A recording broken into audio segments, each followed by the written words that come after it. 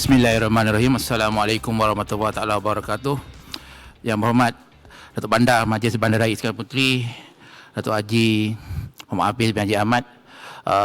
Terima kasih kepada juruacara MC Yang Amat Datuk-Datuk, dan juga terima kasih kepada S3 Malaysia yang memberikan peluang kepada pihak MBIP untuk memberikan sedikit penerangan berkaitan dengan pembentangan pada tengah hari ini, iaitu Zero Delay Complaint Management System, yang mana pihak S3 bersama dengan Jabatan Perancang dan Pembangunan di MBIP telah banyak membantu kami di unit korporat untuk membina satu platform yang dianggap memberikan impak yang baik kepada organisasi untuk maju ke hadapan dari segi tindakan dan juga pelaksanaannya.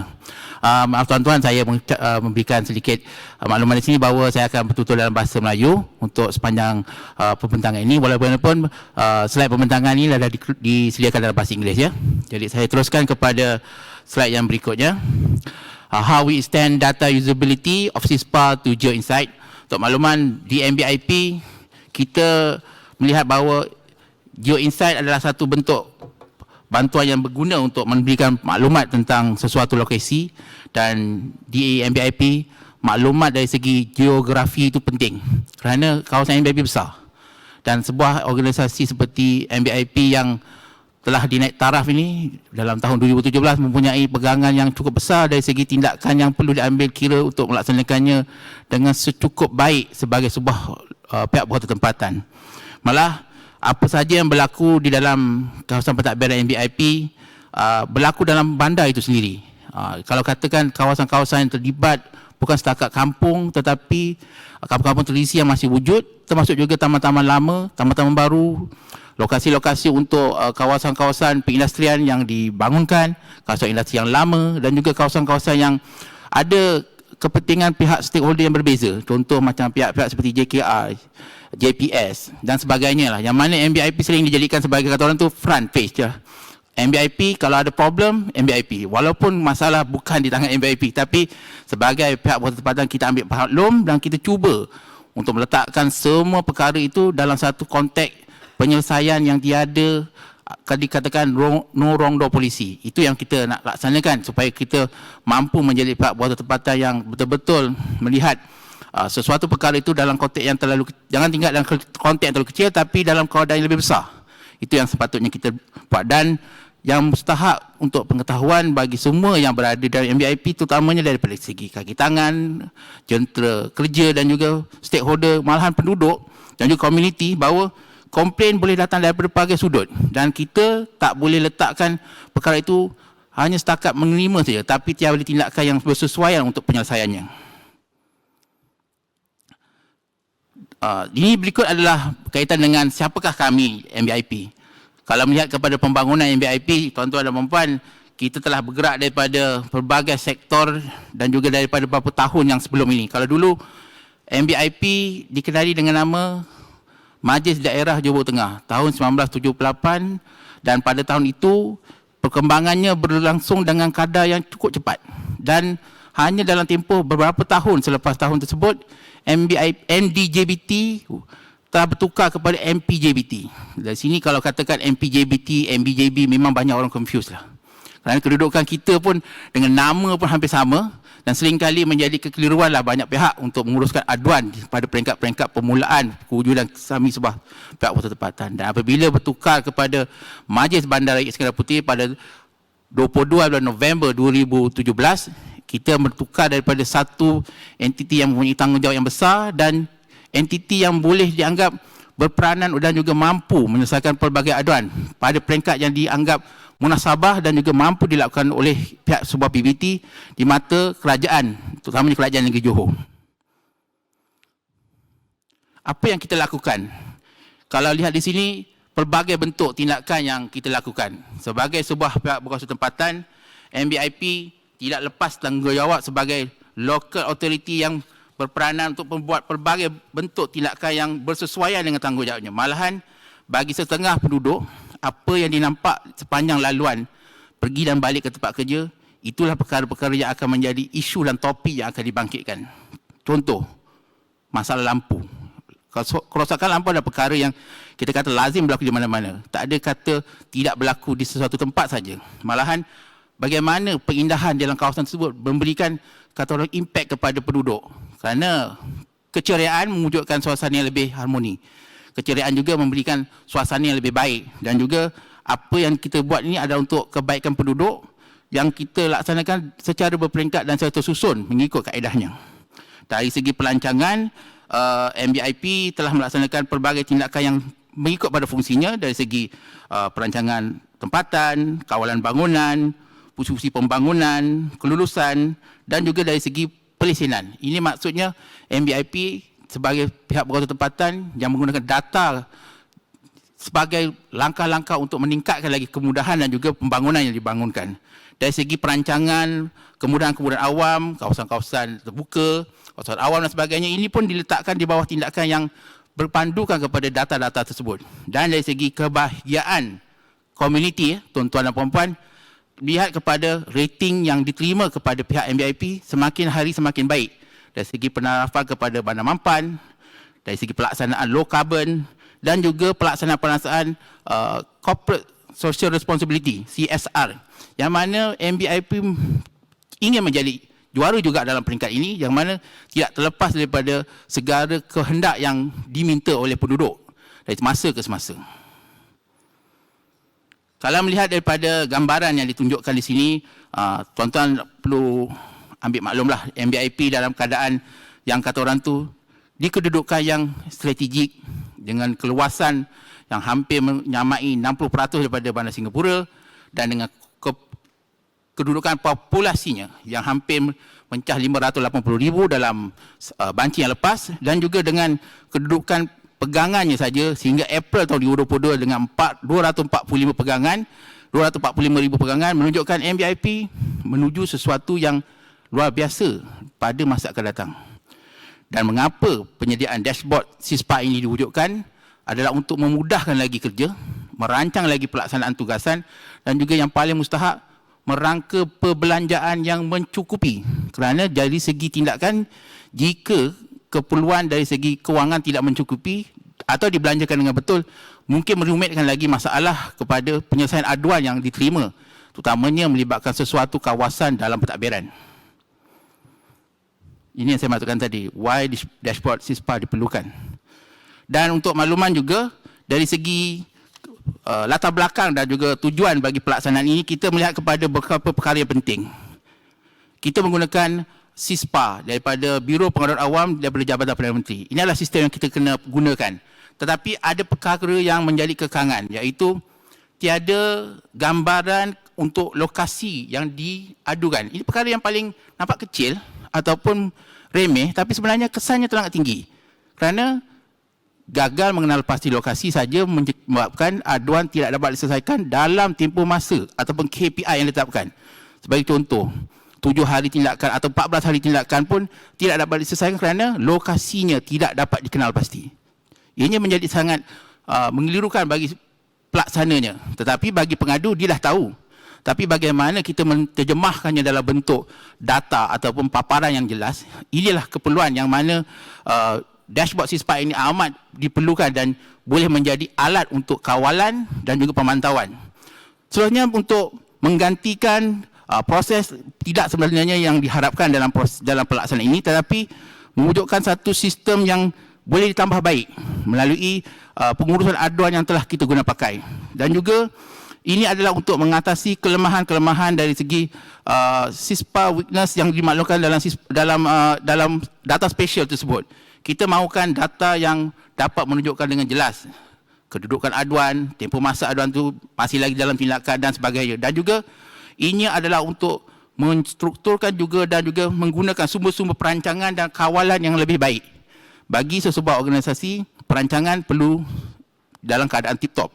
Perancangan mestilah dilihat tidak ada kekangan untuk dilaksanakan.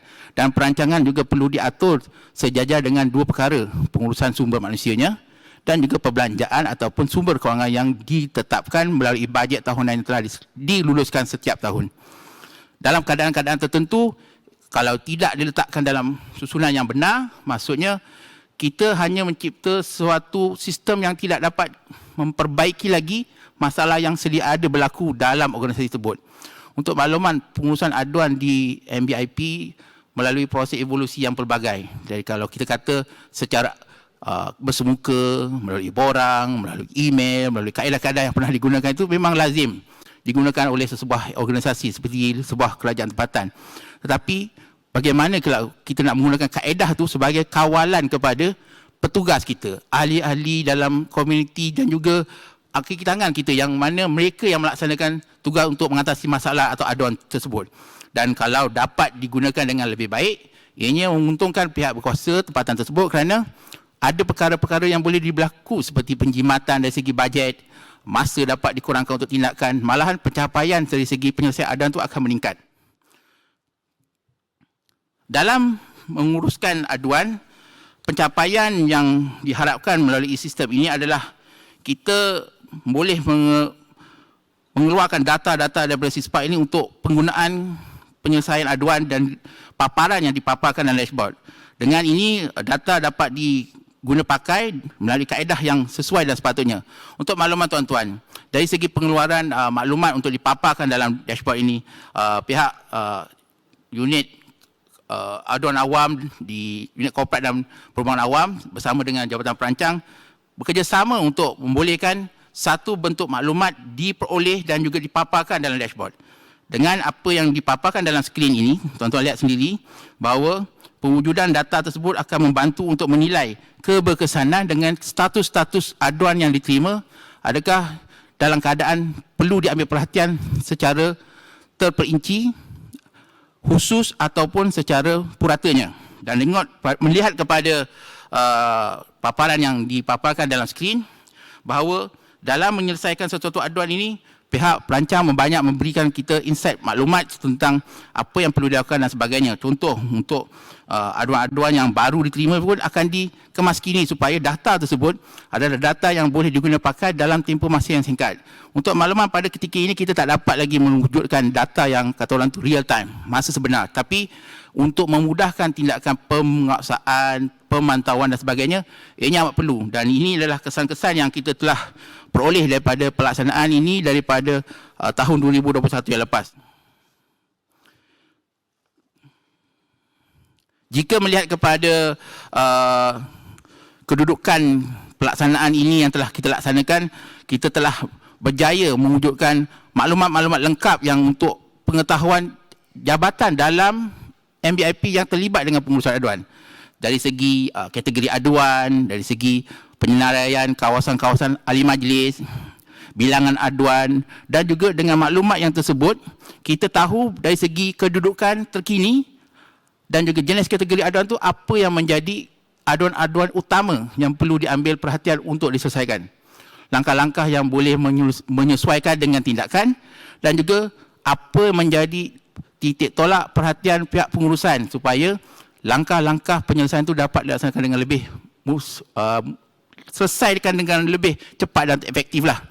Kalau melihat kepada contoh yang seterusnya saya nak tunjukkan di sini adalah numbers of complaint and performance. Ini adalah hasil daripada kerjasama data spesial, maklumat aduan yang diguna pakai dan mewujudkan data dashboard tadi. Melihat kepada jumlah aduan saja kita melihat apakah perkara-perkara yang menjadi kekangan jabatan tersebut dan bilangan aduan apakah yang paling tinggi. Kalau melihat kepada skrin, tuan-tuan lihat bahagian M&E iaitu bahagian elektrikal yang menguruskan dari segi traffic light, lampu jalan dan sebagainya mempunyai aduan tertinggi. Apakah isunya? Isunya berkaitan dengan sumber bekalan, isunya berkaitan dengan vandalisme, isu berkaitan dengan peruntukan, maintenance dan sebagainya perlu diambil perhatian dan juga diperbincangkan. Mungkin dari segi tindakan bersama harus ada TNB, pihak MBIP sendiri, pemaju dan sebagainya melihat status pada kedudukan tersebut. Jika kawasan belum ada penyerahan, kawasan-kawasan dalam kawasan komuniti kejiranan yang dalam keadaan uzur untuk dipermudahkan lagi kerja-kerja maintenance, hendaklah diambil kira dan sebagainya. Dan apakah perkara-perkara yang sepatutnya pihak pengurusan lihat kepada kesan kepada peningkatan aduan tersebut. Seterusnya melihat kepada bahagian kesihatan awam, perkhidmatan perbandaran, kita nampak bahawa sebuah PBT tidak akan terlepas kepada isu-isu kebersihan, isu-isu keselamatan, isu-isu perniagaan, isu-isu berkaitan dengan kacau ganggu dan sebagainya. Ini adalah perkara yang lazim. Dan yang paling meningkat juga di sebuah PPT, contoh di MBIP adalah keperluan landscape. Kalau kita melihat kenapa menjadi suatu kenyataan disebutkan di sini adalah kerana apabila kita menyediakan ataupun membuat pengindahan, membuatkan proses-proses landscape yang kita laksanakan di sekitar kawasan pentadbiran, maintenance adalah langkah yang penting untuk dilaksanakan. Perlu ada perancangan, perlu ada perbelanjaan yang mencukupi. Dan walau bagaimanapun, apabila berlaku aduan adalah secara berselerak. Dalam sistem dashboard yang dipaparkan dalam yang telah digunakan ini, MBIP menerima aduan secara berselerak. Tetapi dengan dashboard, kita akan dapat kenal pasti melalui satu persatu.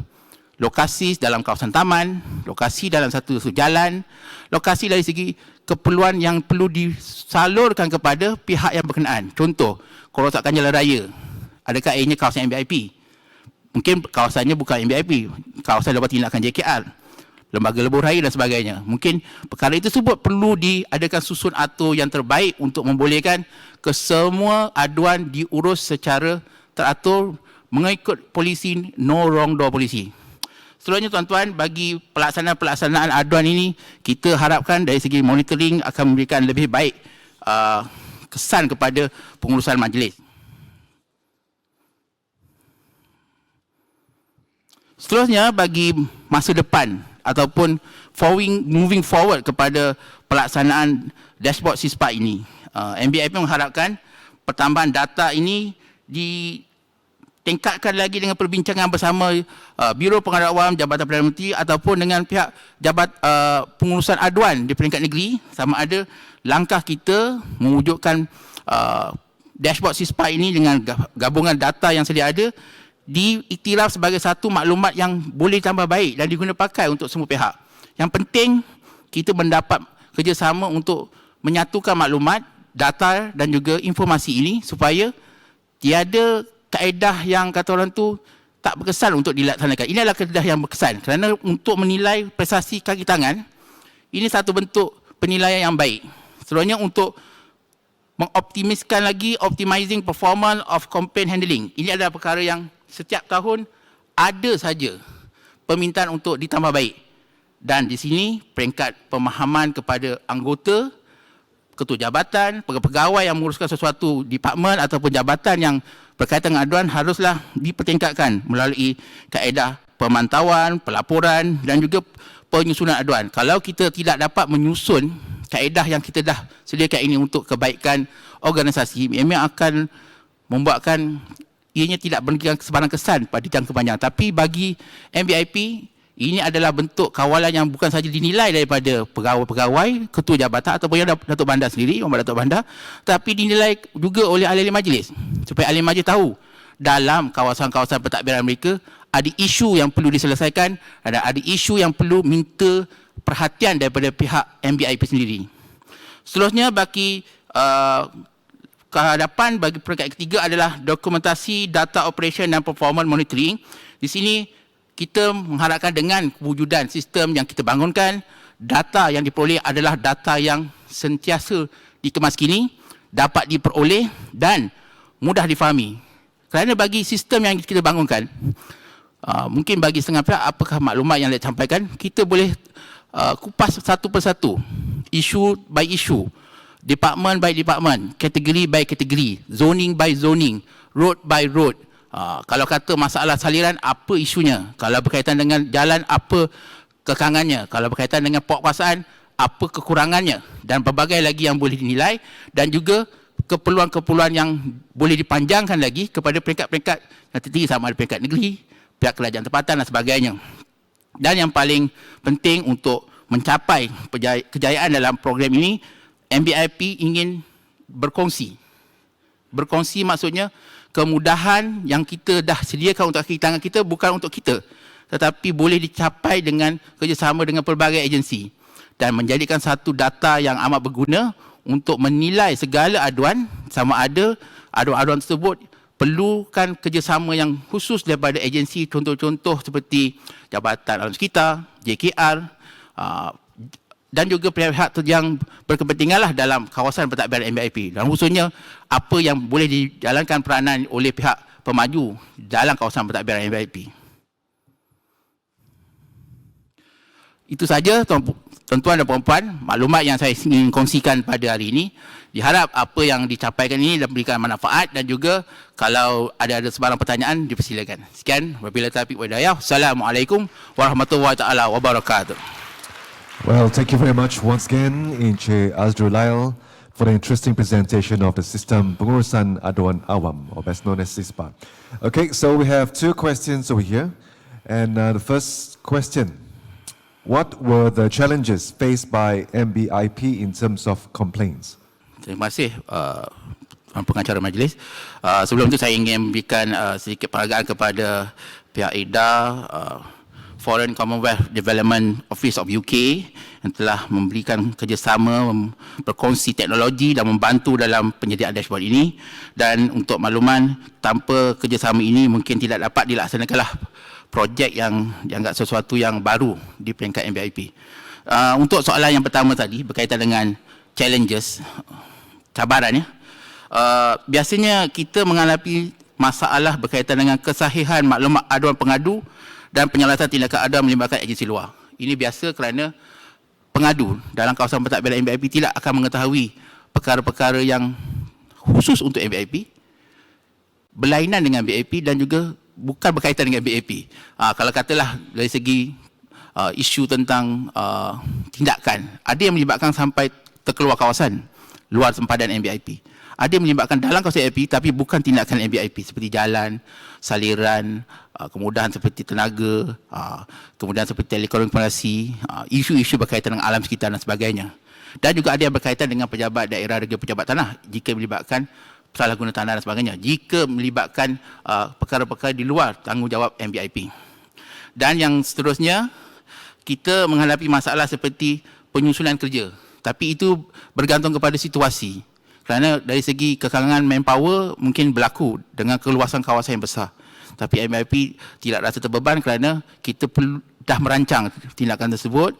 Cuma dari segi pelaksanaannya mungkin dipermudahkan melalui kaedah-kaedah penyesuaian kerja, sama ada tindakan melalui pemaju, agensi luar dan sebagainya. Itu memang cabaran, dan cabaran yang berlainan adalah seperti pemahaman pengadu terhadap aduan-aduan.